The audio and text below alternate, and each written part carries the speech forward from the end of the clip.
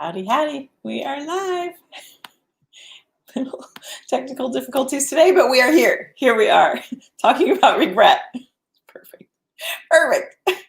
Regret I didn't start sooner. I'm getting the lighting set up. It's winter. Lighting becomes more challenging. So today we are talking about regret. Yes, we are. And we're talking about regret in terms of your screenplay, or if you're helping someone with a screenplay as a reader, we want to make sure that you can, I thought I spelled regret wrong. No regrets. Have you seen We Are the Millers? So we're going to talk about regret, and we're going to talk about regret in terms of how can you help a character. It is the most common and negative emotion. We don't really talk about it that way, but it is. It's one of the most common negative, well, if not the, hey, Dad, winter is coming. Winter, the lighting, I'm getting used to new winter lighting. It is a really common emotion. We don't really talk about regret in the way that we talk about I'm sad, I'm depressed, hey, Joy. But regret is really, really common, and regret leads to other emotions like no regrets. So good.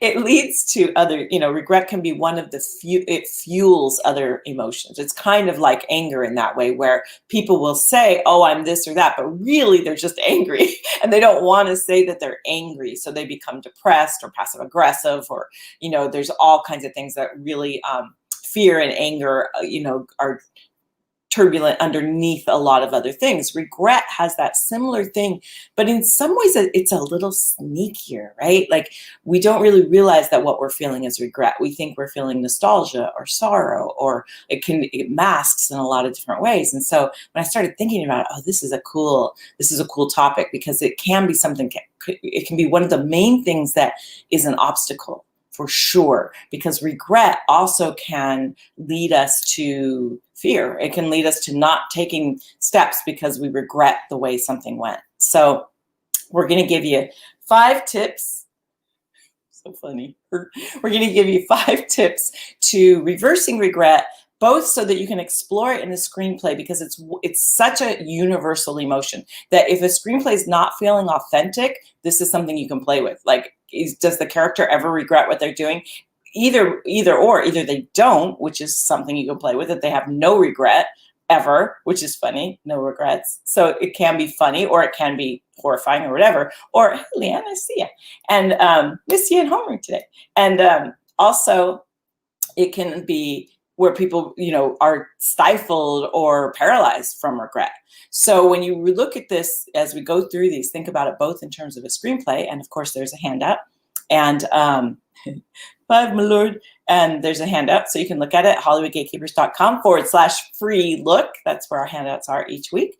You'll see this week, and now we've added a new thing where we have today's handout, and then we have last week's handout and video, so that if you on the replay, you can see what we did last week, where we did haunted mazes. So when you look at reversing regret, the first step in that is, as we talk about all the time, what's it going to be? You look at it, the look method, as we always call it, the look method, which is really simple. It just means you look. And that, it sounds so basic, right? But we don't look. We tend to walk through lives, with one finger pointing this way and all the rest pointing at ourselves, or we have blinders on, or we just don't want to see. But the thing is that can really be, when you don't look at things, that's the thing that messes stuff up by not looking. It's take a look, and then learn how to process the emotion that comes with that look. So if you want to be doing something that you're not doing, by looking at where you are, how can you, if you get in your GPS and you're going to go on a trip somewhere, you need to plug in where you start, right? Or how do you get where you're going? So by looking at your bank account, you can see what you need or don't need. By looking at your health, you can see the choices you need to make to get better or not. Like, these are the things by looking. So the first step, and in a screenplay, often regret comes in. It can come in as part of the inciting incident sometimes, but more often regret comes in later in the story, at the kind of point of no return, all is lost, like 3/4 of the way through the story, when everything falls apart and the hero doesn't know what they're going to do, often regret will sneak in there because they're regretting the decisions that they've made. They're regretting where they are in their life, and they feel like they can't get anywhere. But it's also the beautiful thing about it, when you look at it in a story, how does that reflect in your life, right? That's the emotion that they feel, that a hero feels before the big, climax, to the middle, to the end, to the triumphant end. And if we can look at our own regret in that way, of like, this is the bottom of the story and the bottom of the moment of not feeling well, in order to start building to something new. And so that feeling is like being aware and really understanding, oh, that's what I'm feeling. This is regret. This sorrow or this angsty feeling I have is regret that I either did or didn't do something. So it's really an interesting thing to explore and be aware of. That's the first step. It's always the first step. Number one is always going to be assess, look, be aware, awaken, whatever word you want to use, that take a look. Take a look. And then the second step, oh my Lord, is breathe. Power of breath. We always go back to that. Breathe for a second and bond, meaning like breathe and talk it out with someone. It's so good to have someone that you can bounce things off of, because often we take things on ourselves that other people will be like, what? I can't even tell you. I'm telling people like, wait, what? Because you're like saying, oh, and then this happened and I feel this. And I'm like, most people tend to beat themselves up. That's a pretty common thing that we do. Awesome, as humans, is we beat ourselves up for the choices that we made, for the choices that we didn't make, for the choices that we might make, for the choices that we never got to. Like, that's a constant theme. So by having someone that you can talk to about it, and in a screenplay, this is where good old-fashioned sidekick steps in. The sidekick is the character that helps the hero deal with regret. So the sidekick will often be like, helping them see, wait, you had to do that. You were forced to do that. And in your own life, like looking at all of the, the situation with it. So as you do that, that leads into the third step, where you start like reframing and categorizing. And what will happen is your sidekick will come in and be like, well, but you wouldn't have done that if this had happened. And I'm talking about a sidekick that supports you. Sometimes we have a sidekick that goes, you're right, it was all your fault, because they're dealing with their own regret. So when someone attacks you in that way, often it's because they're dealing with their own stuff. But when you have a true friend, a true someone that will stand by you and say, well, won't be, they won't sugarcoat things. If there's something that you did that was, part of your responsibility, that's a good sidekick that goes to the hero and goes, well, maybe if you hadn't blah, blah, blah, but what are we going to do about it now? I still love you. I'm with you. We got this. That's the sidekick. That's the bonding that you'll need. Someone to kind of help you walk through it, talk it out loud. You can do this on your own as well. Journaling, writing, talking about it, whatever it might be, to start to reframe it and recategorize it and start to see all of the elements that went into the thing that is now causing you regret. Because often we take on things and we regret that we made one choice over another, but sometimes we made that choice because we had a value that was behind that choice. So someone might say, look, I'm not someone who, blah, blah, I regret that I did this or that. I regret that I worked so much because I didn't spend time with my family. Well, maybe that working is the thing that provided food for your family. So you are, dealing with your family. Or maybe you feel like you're not putting enough hours into writing your screenplay.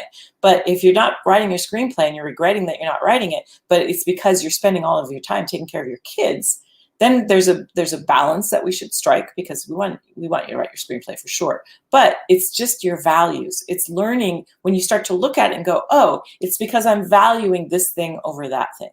And if you want to know like what your values are, just look at what you did yesterday or the day before or the day before. However you spent your time, that's where your values are. Whether you want it to be something else or not, that's what it is. So it's fine. Look at it. Talk about it to your sidekick, and the same with your characters too. Knowing their values, being able to suddenly look at where they are and where they want to be. And if they're not where they want to be, there's a value in there that needs shifting. And that's in some ways why diets often don't work, because we aren't doing it from a value of, I want to be a healthy person, live a healthy lifestyle. My value is my health. We instead try to drill in a habit.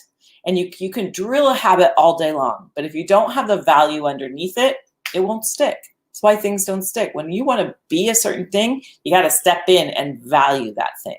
So by reframing, recategorizing, re-looking at all of the things that went into it, the values that are there, the people that were involved, you can start to really take just your part. Often we carry other people's things, just your part, and you can reframe it so then you can categorize and move on to the next step. So the next step is learning what you didn't do, what you did do, what worked, what didn't work, and start to plan. And so by learning, like, the kind of person you are, not just I learned that, oh, if I do this, this will happen, but you learn who you are and you learn about, so like, for instance, I'm a person who tends to take action. Whenever I take personality tests or any of those, action is always like way up there because I do. Often that gets me into some trouble because I just jump and do things, or I volunteer and I get too much on my plate for that. So I know that about myself. So now I really try to think about things. When an opportunity comes my way, I tend to look at it now. But I still say yes to a lot of things. But it is like, I know that about myself. I know that I'm willing to dive into things. So then I can go, okay, but I need to temper that. I need to be able to say yes to this, no to that, and really make a decision so that when you do say yes to something, everything you say yes to means that you're saying no to something else, which is fine, but don't say yes to this and regret that you didn't do that. Like, that's just a waste of energy. I don't spend a lot of time on regret, to me, because it's always from day one has felt like a wasted emotion because it's so like, it just ruins talk about ruining your current moment. So regret is like worry of the past, right? You're like taking all the things from the past and you're worrying about them. And worry is the future. Both of those things are ruining the present. So the less time we can spend regretting something and the less time we can spend worrying about the future, the better our present moment will be. So breathing, staying in that moment, same with the hero. That's where the sidekick, things I'm saying to you are the things the sidekick would say to the hero, right? Like, come on, like coaching that hero into their next step.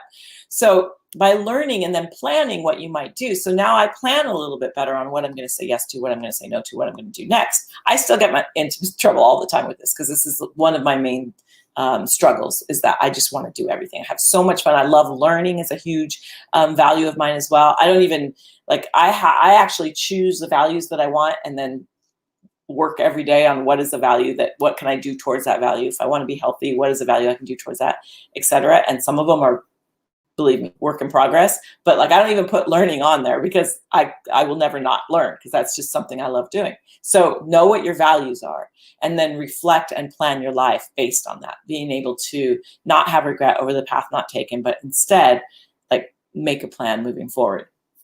And then the last step is just to do it, to take action, to let go and just try stuff. As Eben, my coach, would say, throw your hat over the fence, jump over that fence and give it a go and try it. They've interviewed people, at the end of their lives. There's all kinds of books about regret. And it was interesting because I started really researching this, and there's top 5 regrets of the dying. And it's really interesting. And, they always say work too much. That's always one that people talk about, but really, what I've seen, and kind of as I summarize it, it seems that people regret far more the things they didn't do as opposed to the mistakes they made. When you look at these articles, I very rarely see people like saying, oh, I made this mistake or that mistake or this mistake. Sometimes people mess up and they have a moment in their life that is a regret. But in general, they regret the things they didn't do. They weren't there for someone. They didn't take the chance on the life that they wanted. They didn't take the chance on the career that they wanted. They stayed in a bad relationship too long and didn't take a chance to get out of it. Those are the things that I see far more of people regretting, the things that they didn't do. And so the reason that I started researching this is that I was realizing, so we have finished our program where we teach people how to write a screenplay, right? And in my role as a reader, and you'll see this too, all you readers out there, is that when you start to talk to people about the fact that you're a reader, they will immediately tell you about their screenplay. Like, it happens all the time. They either have a screenplay, they have an idea for a screenplay. I have a screenplay you can write. I should have a t-shirt that says that. So many people have said that to me. I have a screenplay that you can write. I'm like, get in line. So it's like, that's a really common thing. Or they know someone. I don't think I've met anyone that doesn't know someone that has a screenplay, wants to write a screenplay, has a paragraph or whatever. Like, it's so common. And so as we've been doing Finish, where we're watching people actually finish screenplays, it's been super cool. And we've been just, trying it out to see if it's something that we want to do, and it's actually working. People are on their third screenplay now. People are finishing their screenplays. So as we were studying that, I started to think, like, what's going on there? If there's that many people that have a screenplay idea or want to write a screenplay or know someone who writes a screenplay, why aren't they writing them? What's going on with that? Because there are thousands of screenplays, yes. And you hear about, the Nickel Fellowship that has tens of thousands or 10,000 or so people, apply, or the Austin Film Festival that have like upwards of 5,000 people. But when you think about that, there's 2.6 billion people on Facebook, and 2.5 of them are writers or have an idea for a screenplay, aren't necessarily, and would never categorize themselves as writers, because that's one of the things that I want you to do, is categorize yourself, if you're a reader too, that you are a writer. Like, own that. It's cool. It's good. It's a good thing. You can be a writer. And so a lot of people won't own that to begin with. But if there's that many people that I'm, just in my little life that I've met that have said they have a screenplay idea, but there's only 5,000 out of the 2.6 billion people that are actually submitting their screenplays. Where are those billions of, what's going on? Like, where are all those screenplays? Whether you write the screenplay and it becomes a movie or not, just the fact that you wrote it is huge. And so I started researching it, and then I started researching regret and realizing, like, wow, that is a big one. Like, that could be something that people regret. And so we're double downing. And so we're going to start doing, I'm just going to do some webinars and kind of help people get started on their screenplays. We're not, we're just forming it right now, but we're really going to kind of double down on this idea for people that want to finish a screenplay, because I really don't want people, if I can have a little tiny gleam of light in someone's life where we're helping someone not have regret, I'm in, because I'm a person of action, as I've already established. So this idea of really understanding regret and really looking at it, because it's like we talk about, it's far worse, when you miss a train by 2 minutes than when you miss it by half an hour. It's far worse. Like, some people think, oh, I didn't get I got a B plus. It's almost better to get a B, because when you get the B plus, almost you're 1 point away from the A, whereas a B, you're like, okay, I wouldn't have gotten the A anyway, or whatever. Like, it's a really interesting thing. And the medalists of, if you make the bronze, it's really awesome, because at least you weren't fourth, which is really terrible. But people talk about the silver medals, about them, losing the gold as opposed to winning the silver. So it's just a really interesting reframe. So as we look at regret as a whole, and if you are someone that wants to write a screenplay, this could be one of those things that people regret. And so it's like, we want to kind of nip that in the bud. And so I thought I'd start by just talking about regret in general, and also regret in screenplays, because anytime we talk about any emotion in our lives, we want to also apply it to your screenplay. So go to HollywoodGatekeepers.com. You can download the handout, and it takes you through what I just walked through in terms of how to reverse that regret and embrace it. Regret's part of life. It's part of learning, but don't let it ruin your moment. Don't let it ruin this, embrace your role in it, learn from it, make a new path. Sometimes regret leads you to making a new choice, which may feel like not the thing you wanted to do, but sometimes that choice ends up being so much better than what you ever could have imagined. And we talked about this last week. Watch last week's Haunted Maze thing, where we have a really good example of the happy accident, or feeling like it had to go one way, but when we let go and allowed it to go a different way, holy smokes, it was game changing. And that can be true with regret too. Like, embrace it. It's all good. Breathe, relax, reframe, bond, categorize, plan, and take action. And then you can get to whatever it is that you want to do. So by the time you get to when you are turning 100 on your 100th birthday, you're like, woohoo, best ride ever. Hope this helps. We will be back next week. So join us then, or watch the replay. Check it out, HollywoodGatekeepers.com/free look. You can get the handout there, and you can check out all of the things that we are doing. Finished is in there too. Go ahead and sign up. We'll talk to you soon. Bye. It's right there. Just wait.